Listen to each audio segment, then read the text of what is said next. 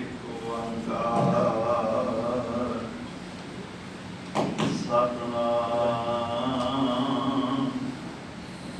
ਕਰਤਾ ਪੁਰਖ ਨਿਰਭਉ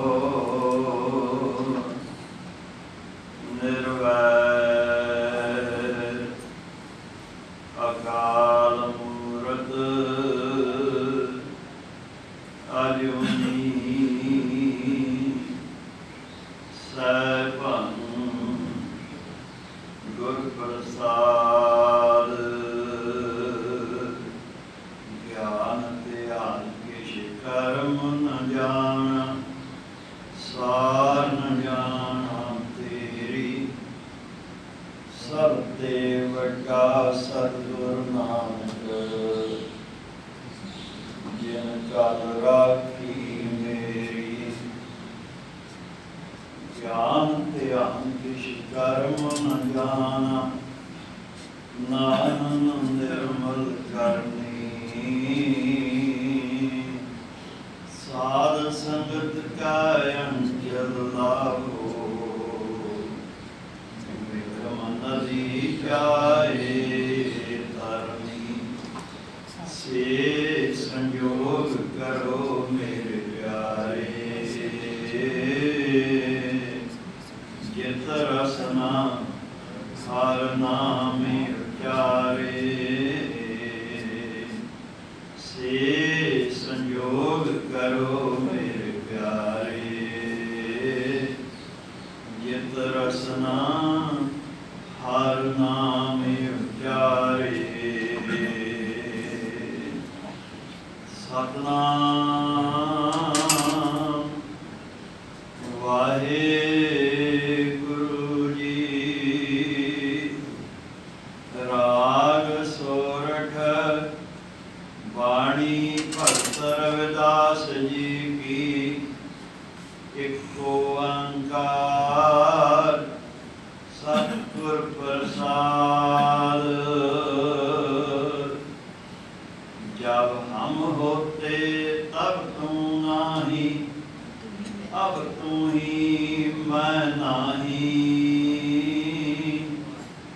अदल अगम जैसे लहर मयो दद जल केवल जल माही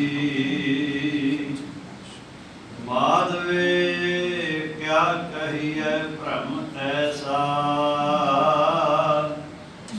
जैसा मानिए हुए न तैसा रहाओ नरपत एक सिंहासन सोया सुपने भया भिखारी अष्टराज विशरत दुख पाया सोगत भई हमारी राज कोय अंग प्रसंग जैसे है अब कश मर्म जनाया अनक कटक जैसे फूल परे अब कहते कहन न आया सर्वे एक अनेक स्वामी सब कट भुगवै सोई कह रविदास हाथ पैनेर सहजे हुए सोई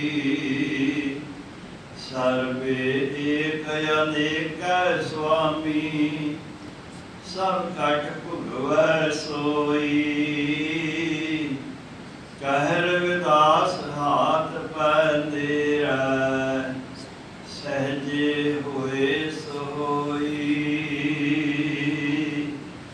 वाहिगुरु जी का खालसा वाहिगुरु जी की फतेह। धन धन श्री गुरु ग्रंथ साहिब जी की पावन हजूरी में सजी हुई पालकी शासन सतगुरु जी ने अपार बख्शिश की है कि सुपाल घड़ी सत्संग की ਸਾਨੂੰ प्राप्त हुई है। सोरठ राग ਦੇ ਵਿੱਚ भगत रविदास जी का पावन शब्द असी ਸਰਵਣ ਕੀਤਾ ਹੈ। ਇਹ ਸ਼ਬਦ ਅੱਜ ਇਸ ਅਸਥਾਨ ਤੋਂ ਗੁਰੂ ਗ੍ਰੰਥ ਸਾਹਿਬ ਜੀ ਦੇ ਵੱਲੋਂ ਸਾਨੂੰ ਹੁਕਮਨਾਮਾ ਪ੍ਰਾਪਤ ਹੋਇਆ ਹੈ। ਭਗਤ ਰਵਿਦਾਸ ਜੀ ਚਮਿਆਰ ਜਾਤੀ ਨਾਲ ਸੰਬੰਧਿਤ ਸਨ। ਇਹਨਾਂ ਦਾ ਜਨਮ ਬਨਾਰਸ ਦੇ ਨੇੜੇ ਜਿਹੜਾ ਸੰਗਰੂਰ ਹੈ, ਜਿਹੜਾ ਬਨਾਰਸ ਸ਼ਹਿਰ ਦੇ ਵਿੱਚ ਵੀ ਸ਼ਾਮਲ ਹੋ ਗਿਆ ਹੈ, ਇੱਥੇ ਇਹਨਾਂ ਦਾ ਜਨਮ। ਭਗਤ ਕਬੀਰ ਜੀ ਅਤੇ ਭਗਤ ਰਵਿਦਾਸ ਜੀ ਇਹ ਦੋਨੋਂ ਹੀ ਭਗਤ ਹੈ ਜਿਨ੍ਹਾਂ ਦਾ ਜਨਮ ਬਨਾਰਸ ਦੇ ਵਿੱਚ ਹੀ ਹੋਇਆ ਹੈ। ਇਹ ਇੰਝ ਜਾਪਦਾ ਹੈ ਕਿ ਜਿਹੜਾ ਬਨਾਰਸ ਪੰਡਤਾਂ ਦਾ ਗੜ੍ਹ ਸੀ, ਜਿੱਥੇ ਬੜੇ ਬੜੇ ਵਿਦਵਾਨ ਪੰਡਤ ਰਹਿੰਦੇ ਸਨ ਔਰ ਬੜੇ ਅਭਿਮਾਨੀ ਸਨ, ਕਰਮਕਾਂਡੀ ਵੀ ਸਨ ਔਰ ਅਭਿਮਾਨੀ ਵੀ ਸਨ। ਪਰਮੇਸ਼ਰ ਨੇ ਉਹਨਾਂ ਦੇ ਹੰਕਾਰ ਨੂੰ ਨੀਵਾਂ ਕਰਨ ਦੇ ਵਾਸਤੇ ਇਹਨਾਂ ਨੂੰ ਅਜਿਹੀ ਧਰਤੀ ਉੱਤੇ ਜਨਮ ਬਖਸ਼ਿਆ। ਦੋਨੋਂ ਹੀ ਭਗਤ ਮਹਾਨ ਕ੍ਰਾਂਤੀਕਾਰੀ ਹੋਏ ਹਨ। ਇਹਨਾਂ ਨੇ ਸਮਾਜ ਦੀ ਵੱਡੀ ਤਬਦੀਲੀ ਲਿਆਂਦੀ ਹੈ। ਨਿਰਭੈ ਵਾਹਿਗੁਰੂ ਨੂੰ ਜਪਦਿਆਂ ਹਰ ਤਰ੍ਹਾਂ ਦੇ ਡਰ ਤੋਂ ਮੁਕਤ ਹੋ ਗਏ ਸਨ ਔਰ ਬੜੇ ਡਰਾਵੇ ਦਿੱਤੇ ਗਏ। ਸਮੇਂ ਦੀ ਹਕੂਮਤ ਨੂੰ ਇਹਨਾਂ ਦੀਆਂ ਸ਼ਿਕਾਇਤਾਂ ਵੀ ਹੋਈਆਂ ਔਰ ਕਈ ਤਰੀਕਿਆਂ ਦੇ ਨਾਲ ਇਹਨਾਂ ਨੂੰ ਜਿੱਥੇ ਕਰ ਦਿੱਤਾ ਗਿਆ, ਸਜ਼ਾ ਵੀ ਦੇਣ ਦਾ ਯਤਨ ਕੀਤਾ ਗਿਆ, ਪਰ ਪਰਮੇਸ਼ਰ ਨੇ ਇਹਨਾਂ ਦੋਹਾਂ ਦੀ ਹਿਦਾਇਤ ਰੱਖੀ ਔਰ ਇਹਨਾਂ ਦੀ ਵਡਿਆਈ ਪਹਿਲਾਂ ਨਾਲੋਂ ਵੱਧ ਦਿੱਤੀ ਗਈ। ਅਖੀਰ ਅਜਿਹਾ ਸਮਾਂ ਆਇਆ ਜਦੋਂ ਬਨਾਰਸ ਦੇ ਪੰਡਤਾਂ ਨੂੰ ਇਹਨਾਂ ਭਗਤਾਂ ਦੇ ਚਰਨਾਂ ਦੇ ਵਿੱਚ ਬਣਾ ਦਿੱਤਾ। ਭਗਤ ਰਵਿਦਾਸ ਜੀ ਦੀ ਸਾਰੀ ਹੀ ਬਾਣੀ ਦੇ ਵਿੱਚ ਜਿੱਥੇ ਉਸ ਸਮੇਂ ਦੇ ਪ੍ਰਚਲ ਕਰਮ ਕਾਂਡਾਂ ਦਾ ਖੰਡਨ ਕੀਤਾ ਗਿਆ ਹੈ, ਤੀਰਥਾਂ ਦੇ ਉੱਤੇ ਜਾ ਕੇ ਇਸ਼ਨਾਨ ਕਰਨਾ ਗੰਗਾ ਨੂੰ ਬੜੀ ਪਵਿੱਤਰ ਨਦੀ ਮੰਨਿਆ ਜਾਂਦਾ ਸੀ ਔਰ ਅਜਿੱਤੇ ਤੌਰ ਤੇ ਲੋਕ ਗੰਗਾ ਦਾ ਇਸ਼ਨਾਨ ਕਰਨ ਵਾਸਤੇ ਜਾਂਦੇ ਸਨ। ਇਸ ਦਾ ਬਹੁਤ ਮਹਾਤਮ ਮੰਨਿਆ ਜਾਂਦਾ ਸੀ। ਭਗਤ ਰਵਿਦਾਸ ਜੀ ਨੇ ਆਪਣੀ ਆਤਮਿਕ ਸ਼ਕਤੀ ਦੇ ਨਾਲ ਉਸੇ ਹੀ ਗੰਗਾ ਨੂੰ ਆਪਣੇ ਜਿੱਥੇ ਉਹ ਬੈਠ ਕੇ ਚੌਂਕ ਦੇ ਮਿੱਟੀਆਂ ਕੱਢਦੇ ਸਨ, ਇੱਕ ਮਿੱਟੀ ਦਾ ਬਣਿਆ ਹੋਇਆ ਭਾਂਡਾ ਜਿਸ ਵਿੱਚ ਪਾਣੀ ਪਾ ਕੇ ਰੱਖਿਆ ਜਾਂਦਾ ਸੀ, ਚਮੜਾ ਭਿਉਂਦੇ ਸਨ ਲੋੜ ਦੇ ਅਨੁਸਾਰ। ਉਸ ਮਿੱਟੀ ਦੇ ਭਾਂਡੇ ਉਸ ਦੇ ਵਿੱਚ ਹੀ ਸਮੇਂ ਦੇ ਪੰਡਤਾਂ ਨੂੰ ਅਤੇ ਉਸ ਸਮੇਂ ਦੇ ਹਾਕਮ ਨੂੰ ਗੰਗਾ ਬਣਾ ਦਿੱਤੀ ਸੀ। ਅਜਿਹੇ ਬੜੇ ਹੀ ਕੌਤਕ ਇਹਨਾਂ ਦੇ ਜੀਵਨ ਦੇ ਵਿੱਚ ਹੋਏ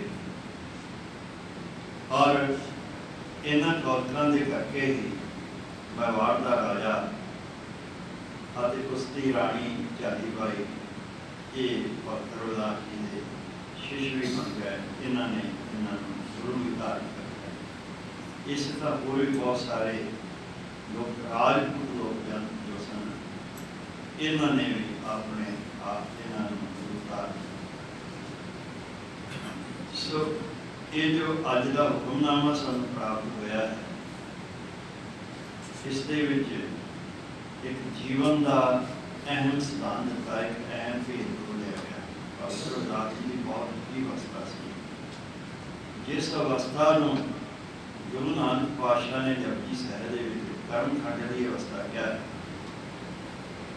ਜਿੱਥੇ ਭਗਤ ਦੀ ਬਾਣੀ ਦੇ ਵਿੱਚ ਬਲ ਹੁੰਦਾ ਹੈ, ਜੋ ਮੂੰਹੋਂ ਕਹਿ ਦਿੰਦਾ ਹੈ ਉਹ ਪੂਰਾ ਹੁੰਦਾ ਹੈ, ਜਿਸ ਦੇ ਹਿਰਦੇ ਵਿੱਚ ਹਰ ਵੇਲੇ ਹੀ ਪਰਮੇਸ਼ਰ ਦਾ ਵਾਸਾ ਹੁੰਦਾ ਹੈ, ਹਰ ਵੇਲੇ ਉਸ ਦੀ ਯਾਦ ਵਿੱਚ ਜੁੜਿਆ ਰਹਿੰਦਾ ਹੈ।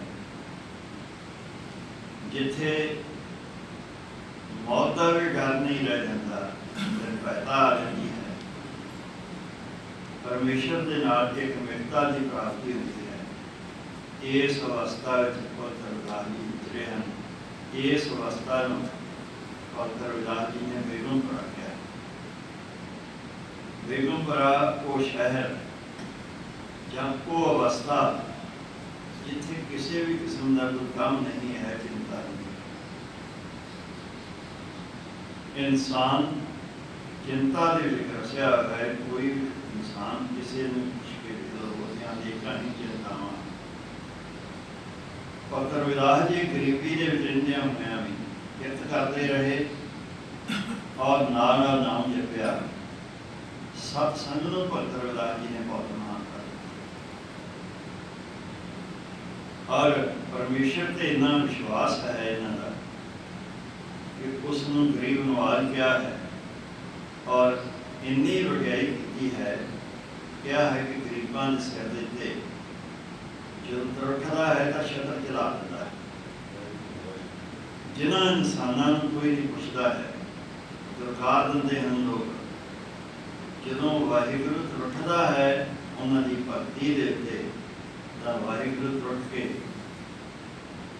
उन्होंने सामने उन्होंने लोगों जोड़े उन्होंने निंदिया करते हैं, जोड़े उन्होंने माड़ा सोचते हैं, उन्होंने सब झुका दिता है। ये वाहिगुरु की वड्याई है। नीचियां नूं उच्चे करना ये उसकी वड्याई है। इन्हां दे जीवन तो भगत धन्ना जी ने प्रेरणा ली और देखा कि रविदास जमैरां के घर में जमन वाला, कबीर जलालियां के घर में जमन वाला और नामदेव शिंबे के घर में जमन वाले जो बच्चे हैं, भर्ती करके इन्नी उच्ची इन्हें अवस्था प्राप्त कर ली है, तो क्यों ना मैं भी रब की भर्ती कर। इन्हों वाल वेख के ही भगत धन्ना जी के अंदर प्यार पैदा होया। वो भी परमेश्वर के सिमरन के विच गए और प्रतख वाहिगुरु परमेश्वर को अपने हृदय में धारण कर लिया और हमेशा ही उसको हाजिर नाजिर समझे सन। बख्शिश कर रहे हैं भगत रविदास जी। सुरठ राग का शब्द है। बड़े सत्कार के नाल भगत रविदास जी की बाणी, भगत रविदास जी की बड़ा सत्कार बख्शा है गुरु अर्जन देव पातशाह ने भगतां। और यही गुरु अर्जन देव पातशाह की वड्याई है कि जिन्हों लोगों को उस समय के लोग दुरकारते सन, नेड़े नहीं सन लगन दिंदे, उन्होंने जीवन तो गुरु अर्जन देव पातशाह प्रभावित हुए। उन्होंने भक्ति तो प्रभावित होकर उन्होंने गुरु ग्रंथ साहिब जी के नाम बख्शिश की और थावे जिहड़े उस समय के पंडित सन, ब्राह्मण सन, जिहड़े कहते सन कि असीं ही सब तो उच्चे हाँ, उच्ची बोलते हाँ, साडे बराबर कोई नहीं है। जे कोई ब्राह्मण भगत भी होया है, रामानंद जी वर्गे, परमानंद जी, भगत वेणी जी वर्गे, जयदेव जी वर्गे ब्राह्मण भगत भी हुए। उन्होंने भी बड़ी उच्ची अवस्था सी, उन्होंने भी बाणी गुरु ग्रंथ साहिब जी के आई है। पर गुरु अर्जन देव पातशाह की ये वड्याई है कि जिन्होंने ये लोग नीवीं जात के कह के दरकारते सन, उन्होंने बाणी पहला लिखी है और उन्होंने पंडितां की, ब्राह्मणों की जी बाणी है, ब्राह्मण भगत सन भावें, उन्होंने बाणी इन्हों की बाणी से मगर दिता है ताकि ये ना भुलेखा पै जाए संसार के लोगों को, फिर ये लोग भुलेखा ना पा लें कि देख लो गुरु महाराज ने ब्राह्मणों का सत्कार किया है। यह दूर की सोच है गुरु अर्जन देव पातशाह। एक ओंकार सतगुर प्रसाद, एक वाहिगुरु परमेश्वर जो सत है, जिसकी सोची गुरु की कृपा के नाल होती है, उस वाहिगुरु परमेश्वर का ध्यान कराया है। गुरु अर्जन देव पातशाह जो भगत रविदास जी की रसना तो सानू ये उपदेश सुना रहे हैं, ये उस वाहिगुरु परमेश्वर का मंगल है, उसमें ध्यान हैं ये उपदेश सानू कर रहे हैं।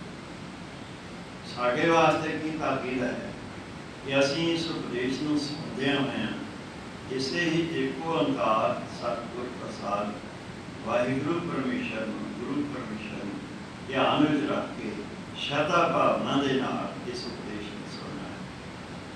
जब हम होते तब तू नहीं, अब तू ही मैं नहीं। इंसान दे अंदर वाहिगुरु परमेश्वर है, हर एक दे अंदर है। जिहड़ा उहनूं नहीं मनदा है उसके अंदर भी वाहिगुरु चाहे उन्हें याद करे या ना करे। सब में जोत जोत है सोए इसका चानन सब में चानन। इंसान के अंदर प्रकाश ही उस वाहिगुरु परमेश्वर का है। जिस प्रकाश का सदका उसको सारी सूझ बूझ मिलती है, अपने पराए जिसके हैं और इस संसार में विचरते हैं। यही चेतनता जी वाहिगुरु परमेश्वर ने इंसान के अंदर पाई है, उसकी अगवाई करती है। जिन्ना चिर ये चेतनता रूपी आत्मा इंसान के अंदर रहती है उन्ना चिर उसका शरीर काम करता है। जदों ये हंस रूपी आत्मा जी है इस शरीर में उडारी मार जाती है तो ये शरीर मिट्टी की ढेरी बन जाता है। जिथे वाहिगुरु परमेश्वर इस शरीर में है उसके नाल ही वाहिगुरु परमेश्वर ने एक वो खेड रची है। इसे शरीर इंसान ने हमें पा दी, मैं पा दी। क्यों पाई है तो वाहिगुरु की मौज है। पर जो गुरबाणी का अध्ययन करिए तो समझ लगती है कि वाहिगुरु ने संसार का आवागुण जोड़ा बनाया है। जमना मरना वक्रिया वक्रिया जुना बनाई ये इसनों चलता रखने वास्ते संसार में पैदा करके इसमें चलता रखना ये जरूरी सी। नहीं तो पैदा होया तो खत्म हो गया, पैदा कोई नहीं इसका। इसमें चलता रखने के वास्ते ही वाहिगुरु परमेश्वर ने इंसान के हमें पा दिया। हमें के कारण ही इंसान जमदा है, जमदा हमें आया, हमें गया, हमें जमया, हमें जमदा। ये सारा खेड़ ही जी है इंसान की हमें के कारण। हमें की है, हमें इंसान के अंदर जो ये मैं है ये वाहिगुरु परमेश्वर नालों इसनों वखरा करती है। ये अपनी हस्ती वाहिगुरु परमेश्वर के बराबर समझता है। वाहिगुरु परमेश्वर को भावें मनता भी है लेकिन अपनी होंद एक वखरी ये समझता है कि मैं भी। यही कारण है कि ये वाहिगुरु परमेश्वर के कोल होंदियां होया भी उसनों जानता और अज्ञानता के वश हो के ये उस वाहिगुरु परमेश्वर को बाहर लाता है। थां थां देते कोई मंदिरां में तुरया फिरदा है, कोई होर धर्म स्थानां तीर्थां ते जाता है, इसे नहीं लभदे। पंत रविदास जी कहते हैं जब हम होते तब सुनना। ये वाहिगुरु जी जिन्ना चिर मेरे अंदर मैं है तो तू मेरे अंदर नहीं है, पाप तेरा एहसास नहीं होना। जिन्ना चिर इंसान अंदर मैं है, जिन्हें मर्जी जब तक करे, जिन्हें मर्जी पूजा करे, वो जिन्हें भी धर्म कर्म करे, उसनों वाहिगुरु परमेश्वर का एहसास नहीं करेगा। अब तू ही मैं नहीं। गुरबाणी दे विच इस मैं नूं ही मिटण वास्ते बार बार है और शुरुआत ही गुरमति जी है वो इतों ही की है कि ये इंसान जे तू रब नाल इकमिक होना चाहता है, रब नूं पाना चाहता है तो आ तरीका है कि अपने अंदर जी तेरे अंदर एक कूड़ की दीवार बनी है, हमें की दीवार बनी है, इस दीवार नूं सो जे तू अपने जीवन काल दे विच कूड़ की दीवार नूं, इस हमें की दीवार नूं जिहड़ी रब ते तेरे विचकार दीवार बनी है हमें की, जे तू अपने जीवन काल दे विच इसनूं तोड़ दिता तां तू वाहिगुरू दे नाल जिउंदिआं जी ही अभेद हो जाएगा, तेरा जमना मरना कटिया गया। और जी कहते हैं अब तू ही मैं ना। सतगुरु जी की कृपा हुई, सतगुरु जी ने सोझी बख्शिश की कि जे तू इस दीवार को तोड़ना चाहता है, इस दीवार को तोड़ने के वास्ते गुरु के शब्द की कमाई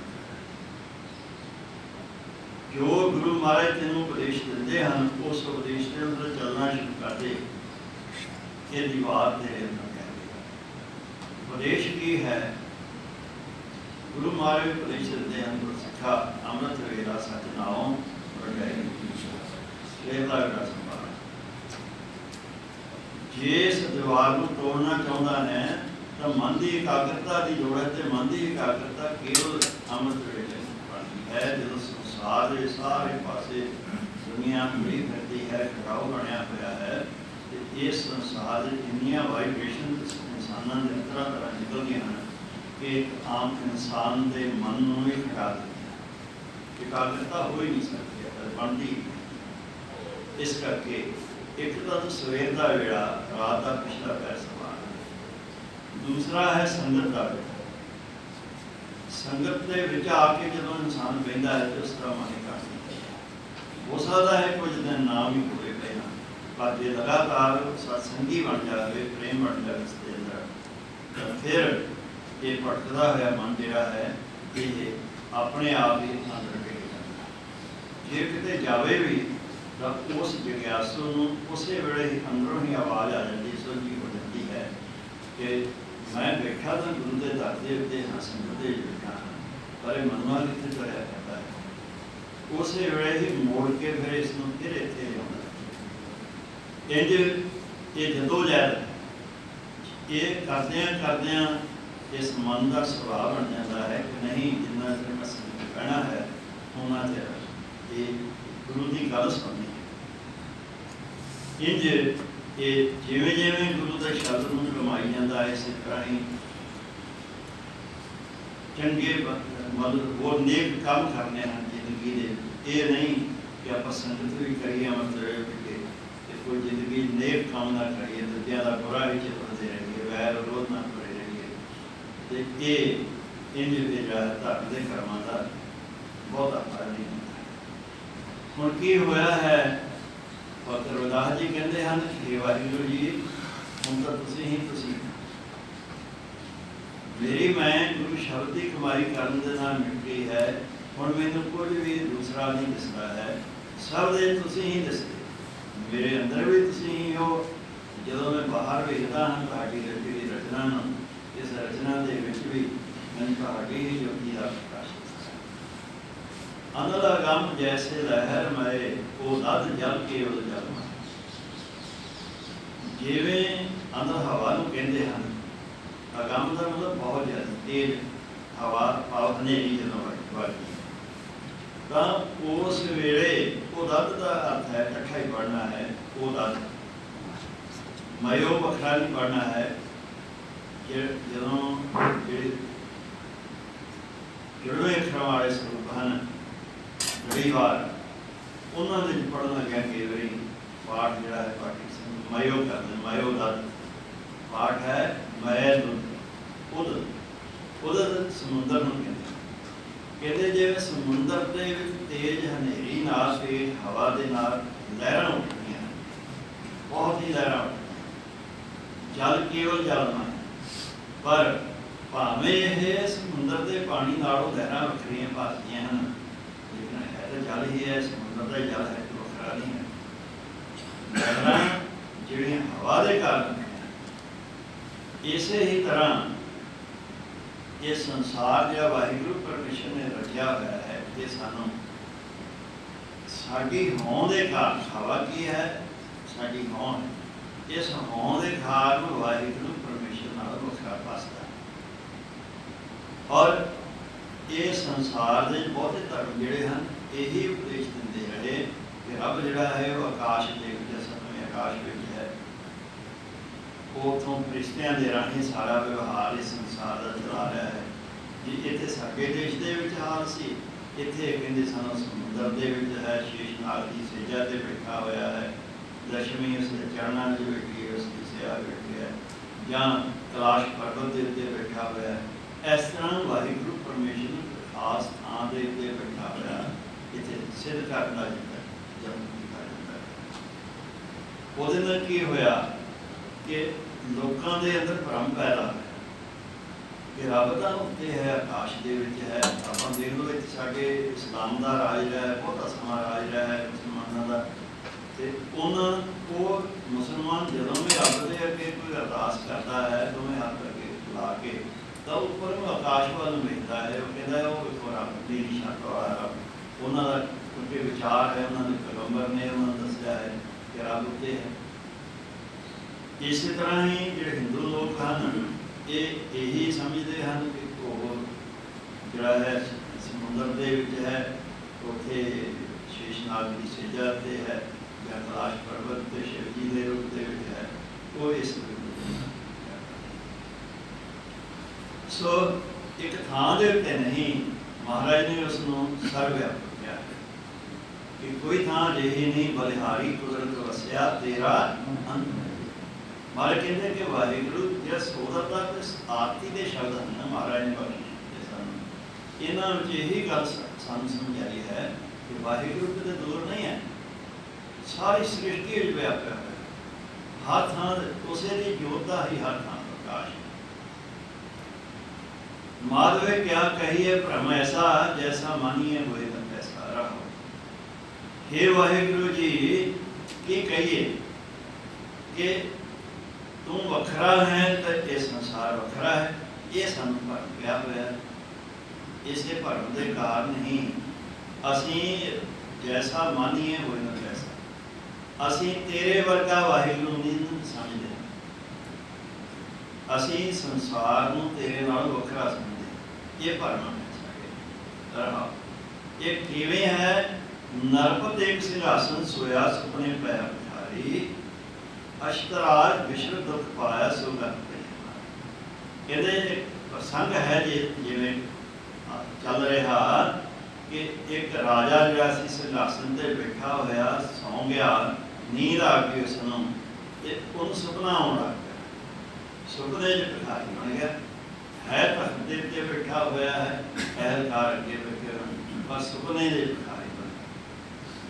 फिर अष्टराज राज भाग दे हुंदे होए तख्त ते बैठा होया भी सुपने विच भिखारी बन करके रब वो विछड़ दुख पाया, राज भाग तो विछड़ के दुख पाया, वो दुखी हुआ, सुपने विच भिखारी बना दुखी हुआ, सो गत हे वाहिगुरू जी तुसी साडे अंदर भी हो, सारे संसार विच भी हो, सब थाई हो, तुसी साडी हालत उस राजे वर्गी हो गई है कि सानू तुसां इस सृष्टि दे विच तुसां सानू पैदा किया है, असीं भरम दे विच भुलदे रहे और भरम दे भुलदे हुए इस सुपने दे ऐसे इस नींद दे सुते कि असीं सब कुछ तुहाडे सामने हुंदियां होइयां भी असीं दुखी हो रहे। राज कोई अंग प्रसंग जैसे है, अब कशमरम बनाया। कहते जिमें रस्सी और सप का प्रसंग पर चलता है, कहते हनेरे उत्ते रस्सी पई हुई सप भासती है, जे चानन कर ली टॉर्च लगा के देखती है तो रस्सी दिसेगी, और उन्होंने बंदा चुप के हाथ से रस्सी बाहर भी सुट देगा। लेकिन जिन्ना चिर हनेरा रहा उन्ना चिर वो सप भासती रही, बंदा डरता रहा। बिल्कुल इस तरह की हालत इंसान की है कि अज्ञानता के हनेरे के कारण इसनों हर वेले हिटा रही जाता है, हर वेले हिटा रही जाता है। अनकटक जैसे फूल भरे अब कहते कहना है, जिवें सोने के वखरे वखरे गहने बने हुए होंगे, लेकिन है तो सोना है ना सारा, पर इंसान भरम में भुलिया होया की सोचता है कि गहने वखरे वखरे,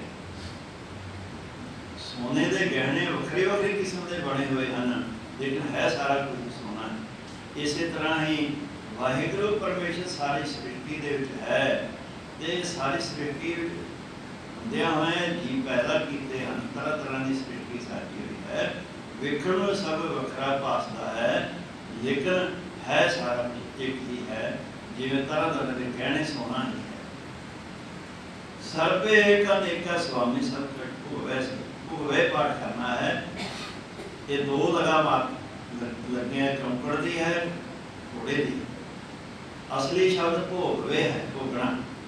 लेकिन मात्रा ਨੂੰ ਘਟਾਉਣ ਵਾਸਤੇ ਉਹ ਇਹਨਾਂ ਦੋ ਮਾਤਰਾ ਬਣ ਜਾਂਦੀਆਂ ਜਦੋਂ ਔਂਕੜ ਲੱਗਦਾ ਹੈ ਫਿਰ ਇੱਕ ਮਾਤਰਾ ਘਟ ਜਾਂਦੀ ਹੈ ਗਾਇਨ ਕਰਨ ਵਾਸਤੇ ਸ਼ੁਰੂ ਤਾਂ ਇਹ ਫਿਰ ਉਹ ਬੋਲਾਂ ਗਿਆ ਮਾਰੇ ਕਹਿੰਦੇ ਕਿ ਵਾਹਿਗੁਰੂ ਪਰਮੇਸ਼ਰ ਸਭ ਪਾਸੇ ਸਭ ਘਟਨ ਦੇ ਵਿੱਚ ਸਮਾਇਆ ਹੋਇਆ ਹੈ ਔਰ ਉਹ ਇਸ ਵਿੱਚ ਸਮਾਇਆ ਹੋਇਆ ਸਾਰਾ ਇਸ ਸ੍ਰਿਸ਼ਟੀ ਦਾ ਆਨੰਦ ਮਾਣ ਰਿਹਾ ਹੈ ਕਿਉਂ ਕਹੇ ਰਵਿਦਾਸ ਹਾਰ ਪਹਿਲੇਰਾ ਸਹਿਬੀ ਇੰਨਾ ਨੇੜੇ ਹੈ ਸਾਡੇ ਜਿਵੇਂ ਸਾਡਾ ਹੱਥ ਸਾਡੇ ਨੇੜੇ ਹੱਥ ਵਾਂਗ ਵਾਹਿਗੁਰੂ ਪਰਮੇਸ਼ਰ ਜਿਹੜਾ ਹੈ ਬਿਲਕੁਲ ਨੇੜੇ ਹੈ ਔਰ ਜੋ ਕੁਝ ਵੀ ਸੰਸਾਰ ਵਿੱਚ ਹੋ ਰਿਹਾ ਹੈ ਇਹ ਉਸ ਦੀ ਖੇਡ ਹੈ ਔਰ ਸਹਿ ਸੁਭਾਅ ਸਭ ਹੋ ਰਿਹਾ ਹੈ ਉਸ ਦਾ ਕੀਤਾ ਹੋਇਆ ਹੀ ਹੋ ਰਿਹਾ ਮੈਂ ਅੰਦਰ ਸਭ ਕੋ ਬਾਹਰ ਉਸ ਦੇ ਕੁਝ ਵੀ ਬਾਹਰ ਨਹੀਂ ਸਤਿਗੁਰੂ ਜੀ ਕਿਰਪਾ ਕਰਨ ਜੋ ਭਗਤ ਰਵਿਦਾਸ ਜੀ ਦਾ ਇਹ ਪਾਵਨ ਉਪਦੇਸ਼ ਆਪਾਂ ਨੂੰ ਨਾਮੇ ਦੇ ਰੂਪ ਵਿੱਚ ਅੱਜ ਪ੍ਰਾਪਤ ਹੋਇਆ ਹੈ ਇਹ ਉਪਦੇਸ਼ ਸਾਡੇ ਅੰਦਰ ਵਸੇ ਖੁਦਾ ਚੁੱਕਾਂ ਦੀ ਖਿਮਾ ਵਾਹਿਗੁਰੂ ਜੀ ਕਾ ਖਾਲਸਾ ਵਾਹਿਗੁਰੂ ਜੀ ਕੀ ਫਤਿਹ।